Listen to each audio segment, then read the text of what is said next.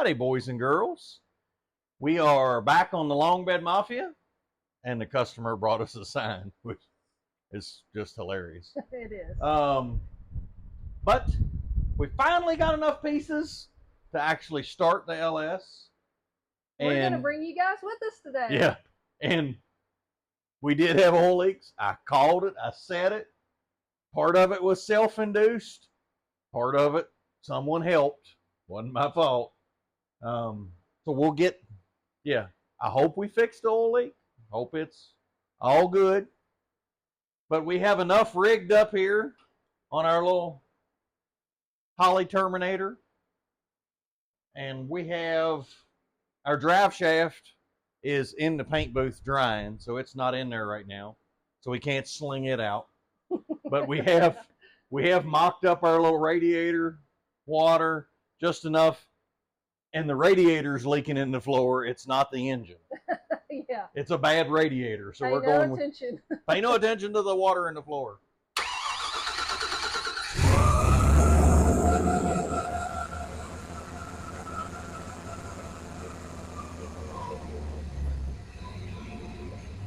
Now this, nice chop. Now that tune is just as the Wizard makes it. It is nothing to anything with the laptop, which y'all give me a minute, and I will boot the laptop up. We'll pull it up, and I will show you on the screen what kind of tune file it makes. Now, yes, are we going to have to tune on the idle? Yes. Are we going to have to tune on the fuel tables? Yes. But doing the Wizard does get it to start, and you see it, it's kind of a rough idle. But once it calms down, it's got, I think default, it's 5 seconds on the ramp up and come back down. And you heard once it came back down, you could hear the Truck Norris chop. You know, what he wanted out of the exhaust. And if you'll see, we didn't finish the exhaust. This is a little bit hilarious. It's a little redneck. We didn't have the tips to go out over the axles because we don't have the bed to know where to bring the tips out under the bed. So we just kind of pointed 2 tips up as to not blast hot air at the fuel tank that's full of gas. I didn't think that would probably be a beneficial idea for us to do. No, and that probably would be, well, it might be the blooper reel, but I don't know.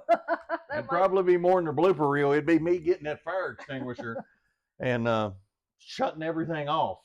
So y'all give me a second and I will boot the laptop up. We'll move our little table here and set it up, and we'll show you the first screens we go through. Okay, so we got the world's slowest laptop booted up, and I will turn my key on. You have to have power on, and we're going to plug the USB up.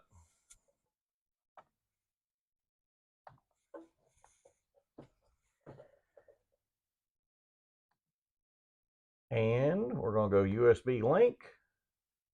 Say the configuration has been set for a Terminator X Max. It recognized what it was. And what it is doing now is uploading what is actually in the CPU, ECU, the brains, the computer. And we are online. And we come over here, we'll open up the fuel table. And there is the fuel graph that it generated. Now we'll look at it, or fuel table. This will be the graph. That's what the Wizard created for us. Now, the learn table, let's see what it's populated. Okay, the learn table has decided that it was going to take away massive amounts of fuel. So if you rotate this, it's going to show you as a giant hole. So the learn table is saying that this base fuel table here, where it's running, if you look on the table, it's running basically right here so far is all it's done. it's saying right there, this is way too much fuel. Now, granted, it's probably way too much fuel on the rest of the chart too, but this is all so far that the learn table has done. So then it creates your target air fuel ratio, which, let's turn it to 2D. You can read it a lot better when you turn it to 2D. I don't know why on simple, it like grays out the numbers so you really can't read them. But if you turn it to 2D table, it brings it where you can actually read the numbers and see what's in it. So I'm not sure why the software does that, but it's one of the little quirks. And then you have the acceleration enrichment. You have the throttle position, rate of change, coolant temp, correction, and then you have map, rate of change, map, coolant. We have temperature enrichment. You have startup enrichment, and then fuel control. You can have your decel fuel cutoff. Then we'll go to the system ICF, which the configuration, it says it was already a Terminator X Max.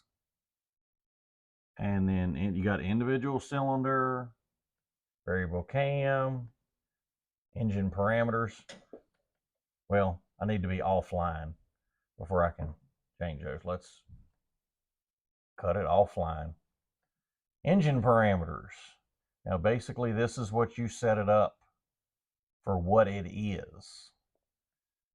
And this is all things that you entered when you did the little wizard. All you answered basically these questions and it filled it in for you. So if we go to ignition parameters, it's got a 24-tooth reluctor wheel on the crank, knock sensors, resonant one wire. It's actually two of them hooked up, but okay, I don't think the wizard asked you that.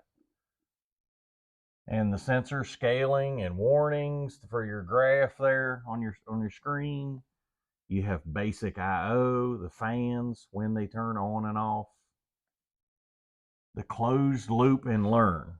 Okay, the closed loop parameters, open loop is it's just running on the fuel table. It's not using what the O2 sensor telling it. So on just an open loop, just the engine runs, you could have an O2 sensor fail and it'll run on open loop, provided your base fuel, the table we were at earlier, is close enough to run. Now this is your limit on whatever correction you want to have, and you can have different RPM limits for how much you want it to correct and for where the map sensor's at. You can change what you want. You know, if you want that to be 49, I don't know why you'd want to change just one, but it can be anything you want to change it to. Now, once you've tuned the engine, you're going to lower all of these numbers. Now, your learn parameters have the same limit. This is different. This is what the engine learns and goes back in, and you can change. If we go back to our little fuel table, the learn table, you can transfer this. Once this fills out more, you can transfer to the base, and it will take these numbers and see, like that's a negative. It will minus whatever was in this table, which that is, what does it say, 37? Negative 37. 37. It will take 37 away from, 79, so it's going to leave it with like 42, some roughly, if I did the math right. So that is where you're going to learn this. If you limit the learn parameters, say to 10, then it would have never been able to do that -37. So I leave these numbers big when I first fire it up just to see how off the wizard is. Right or wrong, yeah, that's how you do it. Now, the danger of leaving this, that big a number, after you have done your tuning, is if the O2 sensor would happen to go bad and you've got a 50% correction left in here, it's going to try to run even with that bad O2 sensor at 50% correction. So yes, a large number here could get you in trouble. And of course, your learn table, if the O2 sensor was bad, it would be populating the learn table also. Now let's see what else we have. Our idle controls, and this is where the engine, when I fired it up, it ramped up, held for a second, and then came back down. These are your hold time and your decay time. You shorten these up, and when the motor fires and runs, it will go up and come back down much faster and come back down to the idle that you want. So let's see. The next one is going to be your spark, which we got to turn to 2D table again, which actually makes the numbers readable. And here is what it fills out for a stock LS. And let's see. Well, it's not really a stock. It's got a Truck Norris cam in it. But this is the timing table that the Wizard makes. And I'm not so, I'm not so happy with that timing, but we'll get into that later once we're actually got a vehicle we can drive. And let's see, you have rev limiters, launch retard. You can max timing retard. You could put in that. Timing versus coolant temperature. Timing versus air temperature it's coming in. And then you have your inputs for your rev limiter, basically your two-step, and your launch retard. And then we have transmission, which is a 4L60, maximum RPM, 7,000. I hear you. Maybe we'll get it there. We'll hope. Yeah. What's All right. the max speed? Max speed, 200. That's right. We're going to Bonneville. But then the tire, now this is what calculates actually for your shift points and your speedometer, because there is a speedometer in the Holley software. There is not an odometer, but there is a speedometer.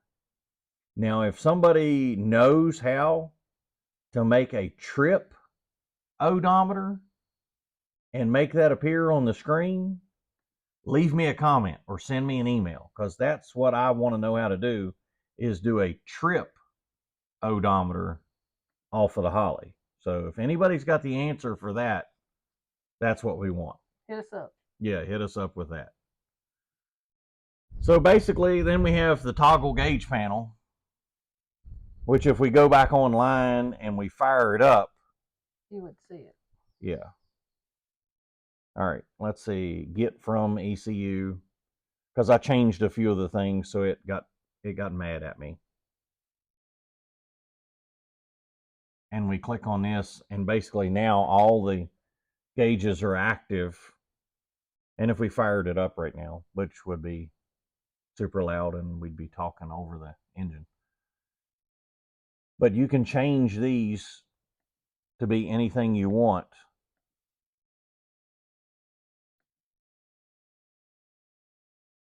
You can edit, say this engine's not going to be boost, but you can go in here and edit and make a table that you want.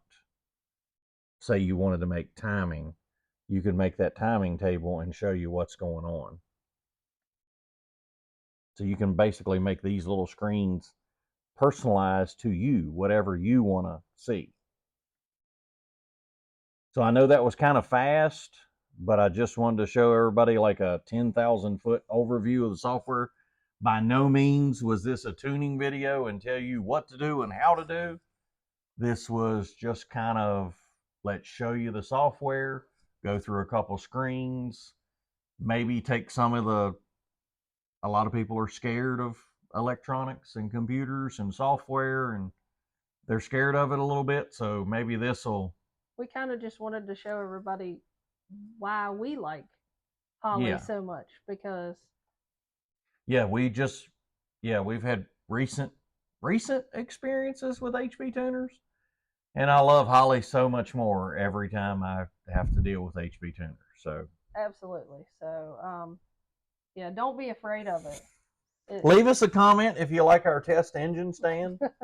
I got tired of fixing leaks with bodies on, so now this is a permanent fixture. Every time we build one, it's going to get fired up in the chassis before anything else goes. Makes it a lot easier. It makes it a lot easier to find the leak and fix it. Yes. So we hope you all like this video. Yeah, we hope you like the video, and we are trying out our new little microphones. Yeah. So tell us what you think of the microphones here. We're giving them an experimentation. Yeah, it's easier for us to do videos mic'd up. Yeah, and something I did want to show you, there is a different software for Holley Sniper. There's a different software for Terminator, and there is a different software for Dominator and HP. And they are different versions. You can have an older version. So just remember, and Holley will let you download them all off their website. But if you go and have a different firmware in one of the ones, like this one happened to be Terminator version 2. Now this is an older ECU. We've had it for a while. Now they have version 3 out. So if this one had been a brand new one I'd taken out of the box, I would have had to download version 3 and put on the laptop to be able to go online with it. So keep that in mind. There is different firmwares. Most of the time they improve everything on it. But we hope you enjoyed a little startup video and a software overview. Again, by no means a tuning video. We'll get to a lot of the tuning when it has a body on it and we can drive it. And then I get to... Yeah, Angie gets to drive, and I sit in the passenger seat with a laptop and tune. So I like that part. Angie does like that part. That's the part she likes. All right, guys. Well, I hope y'all liked it. And how we end all of our videos. Thank you, Lord. Thank you for today.